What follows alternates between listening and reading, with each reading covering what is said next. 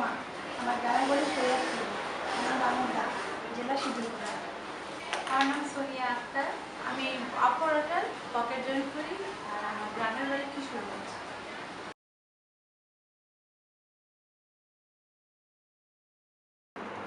আমার নাম Mohammad Hasnain Saddam, mechanic assistant. আমার নাম শিলি, আমি লিখিত সেকশনে কাজ করি। আমার card number 134। I'm Brett Lee Roberts. I'm the director of MAID. I'm also the artistic director of Target Theatre Company. I am Iqtisad Ahmed. I am the writer of the play Maid and the writer in residence at Target Theatre Company. This project is being made possible with public funds from the Arts Council and the National Lottery. And what it's allowed us to do is some research and development for the piece. So these last 2 weeks and some time before that has been our R&D period, and we flew out to Bangladesh as part of that R&D period. We did.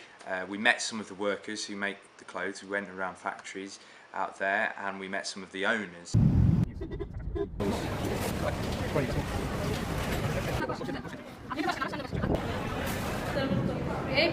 We are creating this new piece of work from scratch, actually, aren't we? That's right. I first worked with Iqtisad on his first play. It landed on my desk a few years ago now. Iqtisad is from Bangladesh, aren't you? Yes, I am. I was at the time thinking about doing a project about sweatshops, and I didn't know a lot about Bangladesh at the time until I met Iqtisad. I remember one night you saying to me, take a look in your baggage now. Something I would say. Yeah, take a look in your luggage now and see how many clothes are made in Bangladesh, and lo and behold, over half of my clothing was made in Bangladesh. What that immediately said to me is, how could I not know even about this country that we wear on our shoulders every day, and how could a human hand have come so close to something that comes so close to our skin, and we don't know anything about that person. And so we started going, hang on, maybe we could do a piece of theatre about the garments industry in Bangladesh. Yes. So that's where the idea came from. We did the secondary research, the reading up on things, the academic material, but also the reportage that has gone into it. But we were absolutely clear right from the outset that if we can't go out there, if we cannot get the information, then we cannot do this. Yeah. And I think it is important to point that out, and we can be incredibly proud that was our approach as well. I think that is absolutely the right way of doing it. And right from the offset, when we approached this project, we said this needs to be the stories of the workers. Absolutely, yes. So we can't take too much creative license out. We've got to go out and get those stories. Yes. So that's what we did, and the process has been, we brought those stories back with us, brought those characters we met in the room back with us, and we've had a 2-week residency in Castle Doncaster where we've been working with a group of actors who helped us co-create this piece. Play Maid, when I was told about it, just sounded like a very interesting project and a story that we're all sort of kind of familiar with, but nobody kind of knows the real ins and outs of it. So for me, it was an opportunity to kind of say, okay, yeah, let's tell this story, but let's tell it right, and let's tell people what is really happening. I can hear you all about the machines. You had plenty of time for a day when you didn't come into work. As a consumer, we often forget that where these garments we are wearing every single day are coming from, who are making these garments, do we really know about them, or do we have any interest about their lives? So that, from that perspective, this play, I think, will be something something new to explore, and I hope the audience will get a total new perspective from this play, and that's why I'm so fortunate, I'm so happy to be involved in this project. She had a beautiful smile.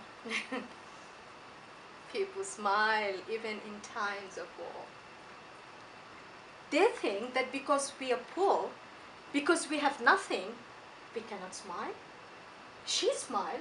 I'm looking at all very like strong character arcs and working with actual material that was taken as interviews, and I really like working in that sort of documentary interview, real life, I suppose, coming into the theatre space way of working. So I also think that the subject matter is absolutely fascinating, and it's something that I've learned a lot more about just being in the process as well.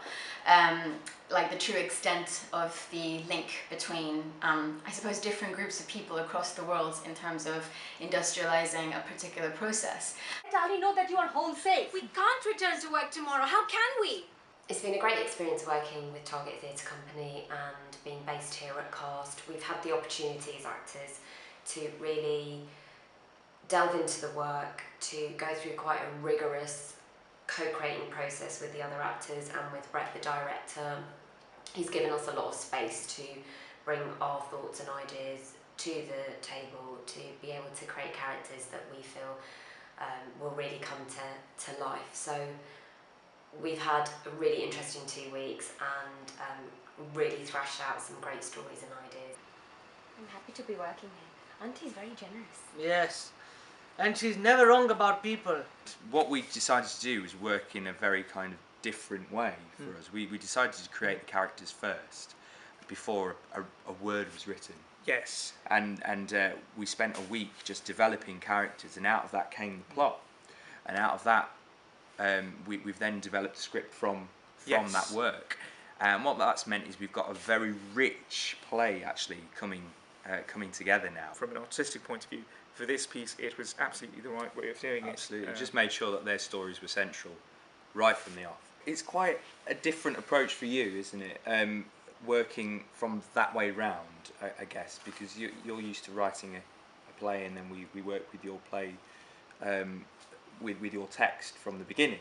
But this was about creating something out of something other people are developing as well. Yes. So what's that felt like? It has been a positive challenge, I would say.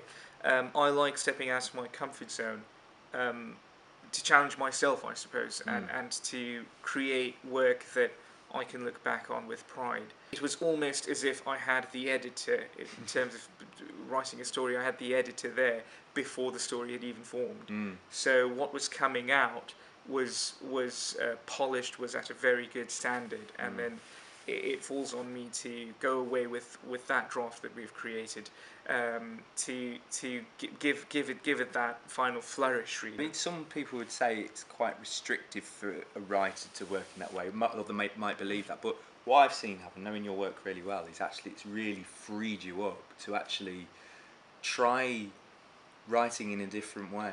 It has, certainly, and it has decluttered my mind as well. This is what is important. That's what we will focus on, and it comes down to also having the right people in the room. Yeah. So feel free to ask away. Go for it, Joe. That's just an observation that just for initially what you've done, I thought the writing was great. I'm not just saying that. You know when you usually say something, yeah, it's great. But already like the characters, I don't know, there's a real sense of the three-dimensional characters. They're characters that you really want to hear their stories. I mean, something that's very much part of Target now is that we search the world for stories. Yes, and absolutely. our first stop on our journey seems to be Bangladesh.